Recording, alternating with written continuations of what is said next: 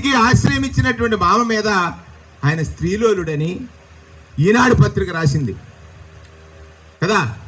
అన్ని పత్రికలో ఎన్టీ రామారావు గారు మహోన్నతుడు, ఒక దైవ స్వరూపుడని భావించినటువంటి ప్రజలకి అతను గుణహీనుడని, ఆయన క్యారెక్టర్ లేదని అన్నవాడు ఎవడండి? ఈ చంద్రబాబు నాయుడే కదా. అయిపోయింది, ఆయన మానవుడు, పాపం ఈయన దెబ్బకి ఆయన వెళ్ళిపోయాడు. కానీ ఇక్కడ సాక్షాత్ మనకి ఒక నానుడు ఉంది, ఇప్పుడు చెప్పాలో చెప్పక్కల్లా.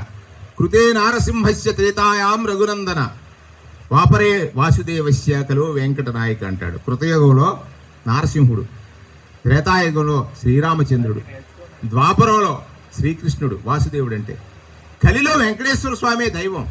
దైవంతో ఆటలాడుతున్నాడు. ఎన్టీఆర్తో ఆటలాడినంత ఈజీ కాదు.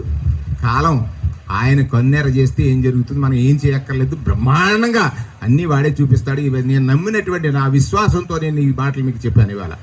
ఇవాళ ఒకటి గుర్తుపెట్టుకోండి, అధికారం అనేటువంటిది అహంకారం, అహంకారం అహంభావం అయిపోతే అహంభావం అనేటువంటిది అంతానికి అడుగులు వేసేస్తుంది. అంతానికి దగ్గరలో వాళ్ళు వెళ్తున్నారని మర్చిపోవద్దు. ఎప్పుడైతే నీకు ఇచ్చినటువంటి దాన్ని వాడు చూస్తున్నాడు, కిందోడు చూసినా చూడకపోయినా మర్చిపోవద్దని ఈ సందర్భంగా మనవి చేస్తూ నక్క